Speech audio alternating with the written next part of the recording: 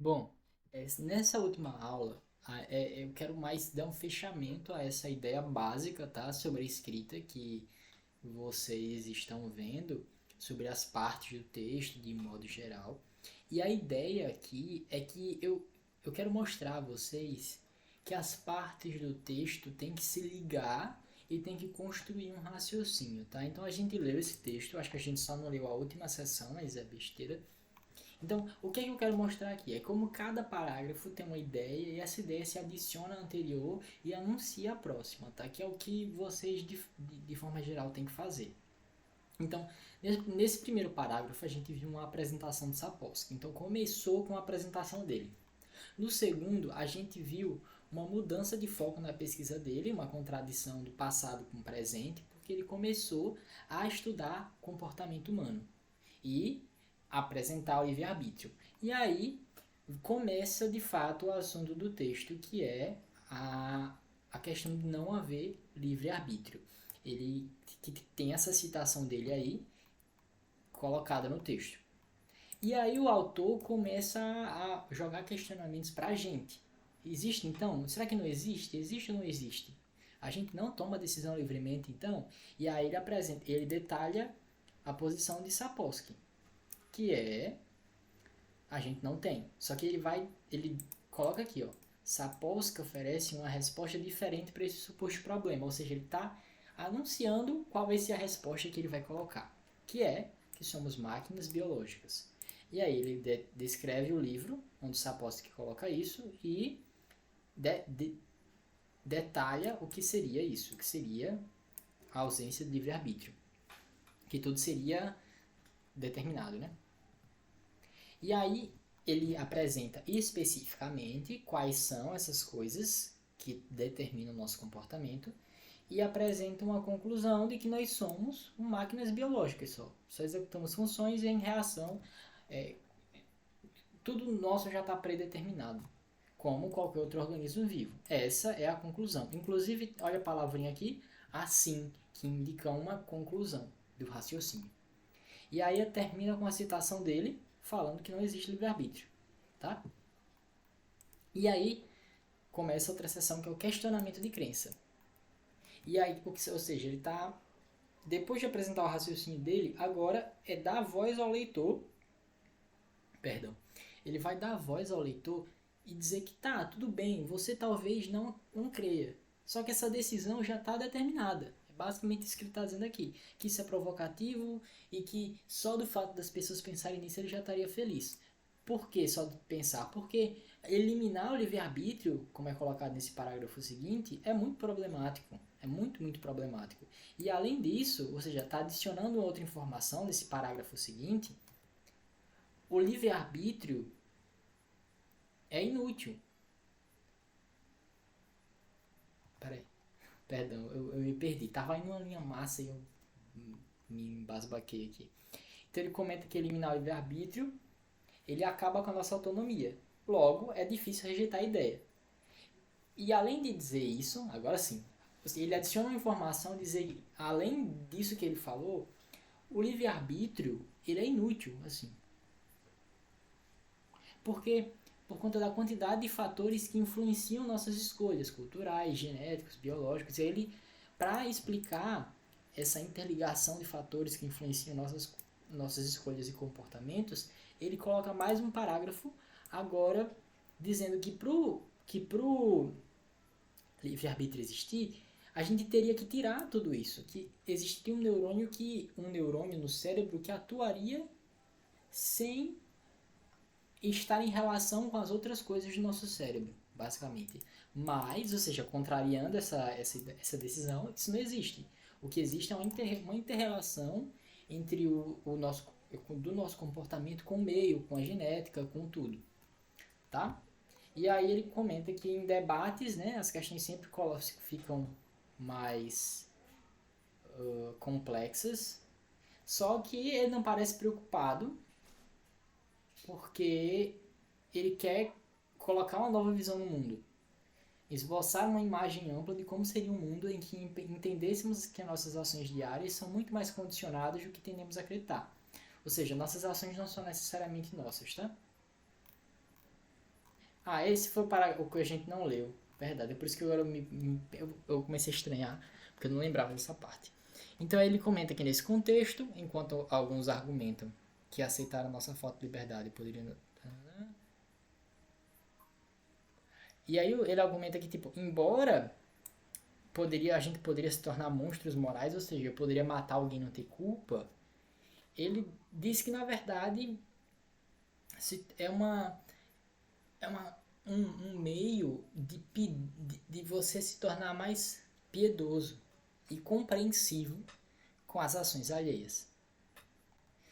Meio você perderia a capacidade de odiar alguém por conta de algo que ela fez, porque a outra pessoa não tem culpa.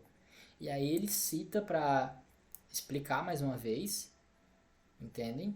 Ele vai, de novo, ele explica, cita meio que nesse jogo para apresentar a ideia e tentar te convencer. Percebam como está sendo construída toda uma linha de raciocínio aqui para tanto divulgar o livro, mas também apresentar essa proposta. E aí depois de apresentar tudo, ela é mais controversa.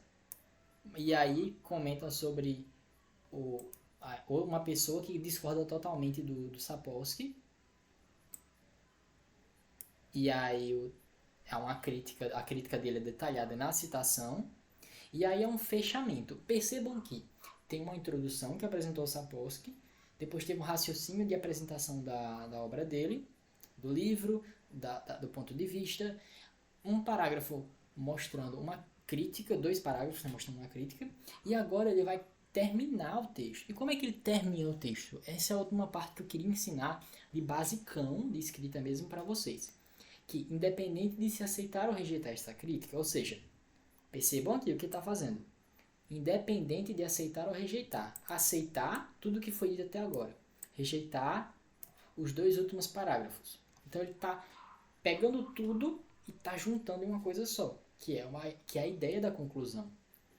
A ideia da conclusão é que ela feche o raciocínio, é que ela traga tudo que você colocou no texto de forma sintética, ou seja, resumida, para levar a um fechamento de raciocínio. Naquele texto que a gente fez sobre a opinião sobre o Brasil, qual é a conclusão que se chegou? A conclusão é que o Lula é horrível e precisa ser... Diante de tudo isso, o Lula tem que ser preso. Diante de tudo isso, o Lula tem que ganhar novamente para presidente do Brasil, tem que se reeleger. Então, aqui, para onde vai o seu raciocínio no seu texto? Quando você escreve algo, você começa a escrever. Até onde você quer levar seu leitor? Lembre que o texto não é só para você, o texto está sendo direcionado ao seu leitor. Então, para onde você quer levar o seu leitor? Nesse caso aqui, o autor comenta que, independente de se aceitar ou rejeitar a crítica, em última análise, o objetivo subjacente de Sapolsky é promover a felicidade nas pessoas e não o seu sofrimento, ou seja, fazer uma defesa do Sapolsky. Então, tendo o pensamento dele explicado e tendo a crítica, independente do que você achar, o objetivo do Sapolsky é promover a felicidade, não o sofrimento. E ele reconhece que isso parece estranho. E aí, para terminar, ele comenta que, nesse sentido, Sapolsky sustenta que esta abordagem é libertadora para a maioria das pessoas, especialmente aquelas cujas vidas foram marcadas pela culpa, punição, privação e desprezo devido a circunstâncias sobre as quais não tem controle. Então, o que ele coloca é, no fim, essa perspectiva pode trazer menos sofrimento, especialmente para as pessoas que sofrem com culpa por algo que fizeram e se arrependem muito. Então, no fim, esse raciocínio leva para uma coisa boa. Entendem? É basicamente essa a ideia. Então, eu acho que o texto que eu pedi é porque eu peço e eu esqueço, né, das coisas, que foi sobre a situação do transporte no Brasil, né? Sobre questão de transporte. Se não for isso, me perdoe. Mas eu quero que vocês analisem o último parágrafo do texto e analisem esse último parágrafo, ele está retomando o que é dito antes, tudo que foi dito, para fechar o raciocínio. Se perguntem se o texto que eu escrevi está fechando o raciocínio, está concluindo. Ele leva a uma conclusão.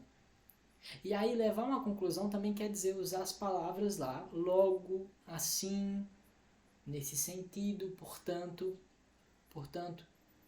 Tudo isso, todas essas são palavras úteis para fechar o raciocínio.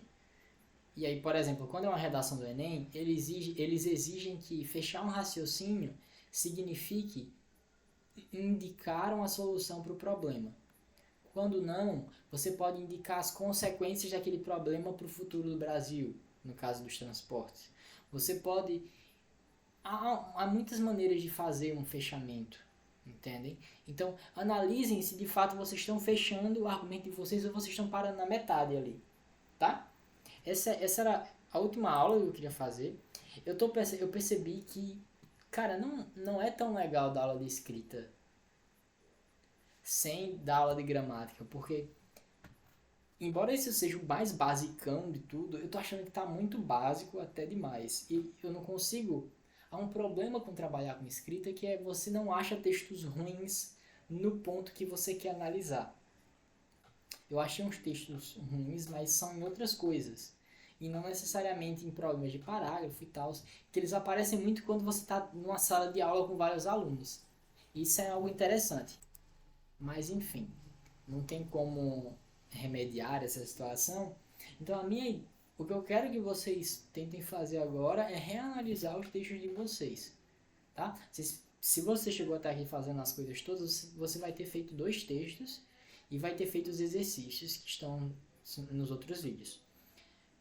Eu acredito que na semana que vem eu continue. Dessa vez a gente vai falar de gramática, mas especificamente voltada para texto também, tá?